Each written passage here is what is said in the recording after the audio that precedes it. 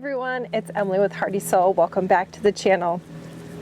Today I am off to our pile over here across the yard in order to answer some questions that we get almost every time we have a visitor come to the farm. And that question is, what exactly is underneath all of that plastic?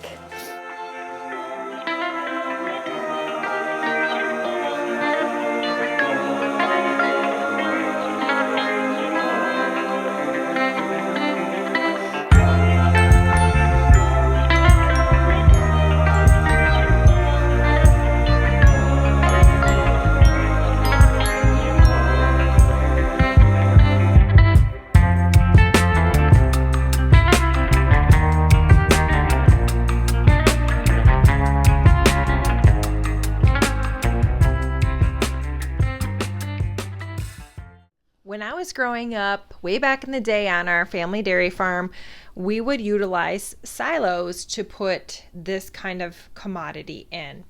And as farms evolved and as efficiencies evolved, we realized that not only are silos not the safest, but they're not necessarily the most efficient way to store our feed.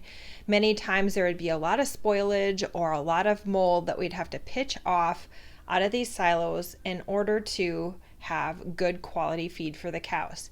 So as sizes of farms changed and as efficiencies became known, we created this big blacktop space, which is now where we put all of our feedstuffs, which is what we call the commodities that we feed to our cows.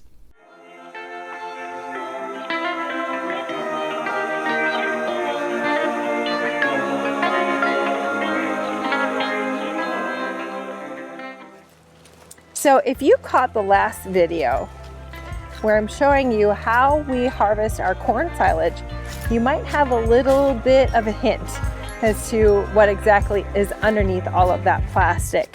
So I'm walking up to our blacktop pad and I have a video about when we installed this blacktop pad, but this is pretty much all that's remaining of the pad itself. The size of the pad is actually about the size of a football field, so it's quite large. And right now, all of the space on the blacktop pad is used specifically for our corn silage, our haylage, and our snaplage piles. So as we go around the corner here, I'm going to show you this is one of the last corn silage piles that we added to our blacktop pad. So as you can see in this video, it takes an enormous amount of team effort to cover one of these piles. And many times the wind can really be troublesome when it comes to covering, because we can't always wait for optimal weather to cover one of these piles, as rain might be coming in. So we've learned how to work with the wind to cover these piles efficiently. So behind me you can see our corn silage pile. And this pile is opened up, and this is the current corn silage that we're using. This is our corn silage pile from last year. So we have to use all of this feed up before we can start opening up the new piles. So as we open up part of the corn silage pile, we'll remove the plastic. We'll cut the plastic off just to use as much as we need. And then we'll stack up all of the tires so that we can reuse them next year.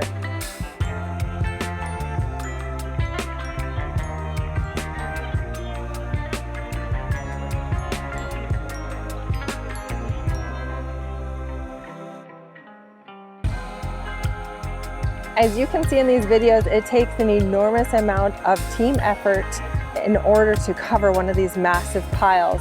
You see a lot of time lapsing going on, but in real time, a lot of times this can take anywhere from 3 to 4 hours to cover one pile. The plastic gets placed in a recycling bin. We're so very lucky to be able to recycle all of this plastic that we use for our silage piles.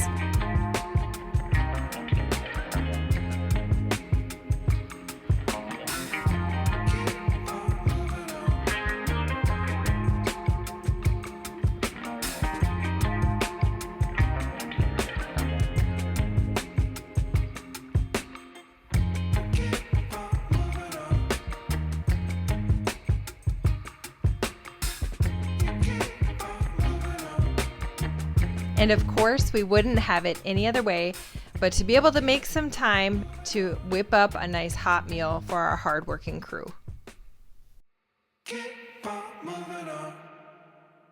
In order to preserve the commodity that we bring in out of the field and make the best usage of this commodity, we want to be able to preserve it and keep it as fresh as possible to feed our cows the best and highest quality of feed. So in order to do that, we use a double layer plastic system in order to preserve and keep fresh all of the corn, silage, and the haylage that we're bringing in out of our fields. We then layer this plastic with really heavy inner wall tires. So these tires are not light, as you can see some of us carrying these guys up and down the mountainous feed pile, but they are intended to weight everything down and keep everything fresh and airtight.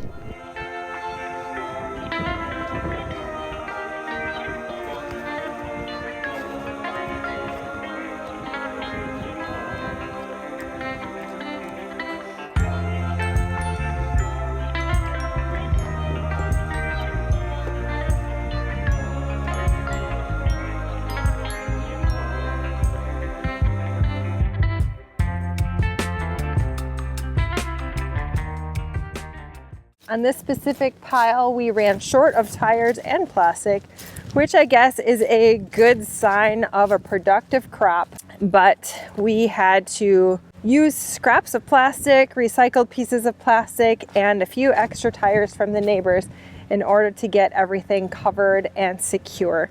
We want to make sure that everything is weatherproof and nothing is exposed to the elements, rain, snow, wind. We need to keep it in one spot. And that's why we need all of these tires to weight everything down and keep everything nice and sealed.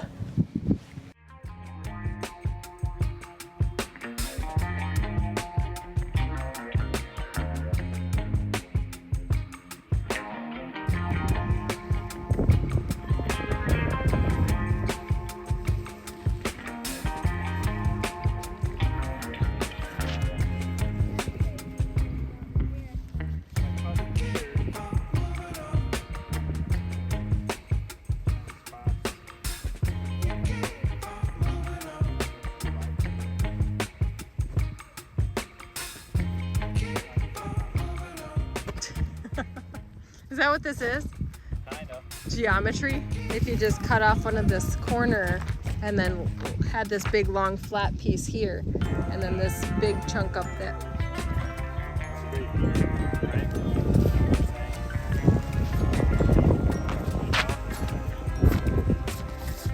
I was thinking just a rectangle this way. Okay. Go in. Go down there. Didn't you understand that whistle? The process of harvesting and preserving our feed and our harvest has come a long way from using silos to bunkers to now our large blacktop space.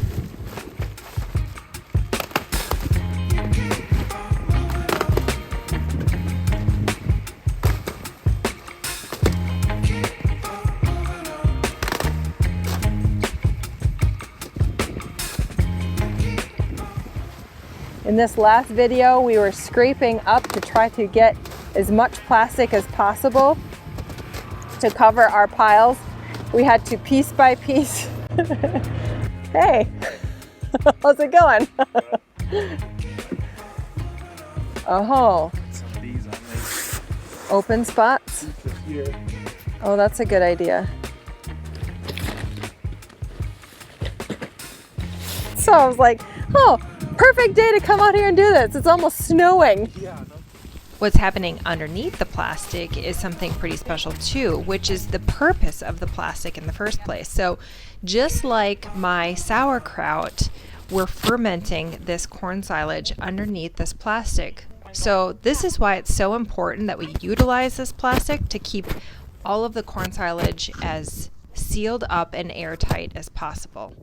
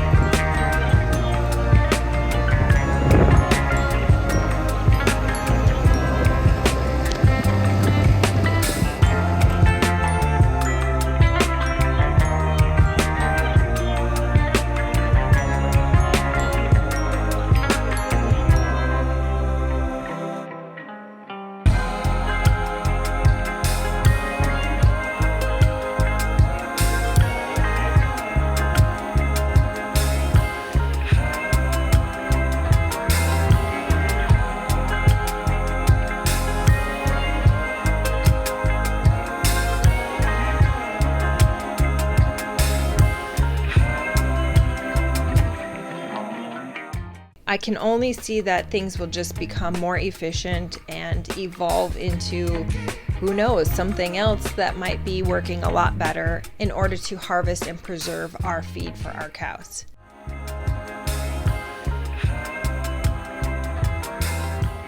So I'd love to be able to answer any questions that you might have regarding this process or any other processes that you see in any of my videos. Just leave me a comment below and I'd be happy to answer those questions for you. Thank you so much for joining me while I show you how we cover our silage piles and do tell you exactly what is underneath all of this plastic.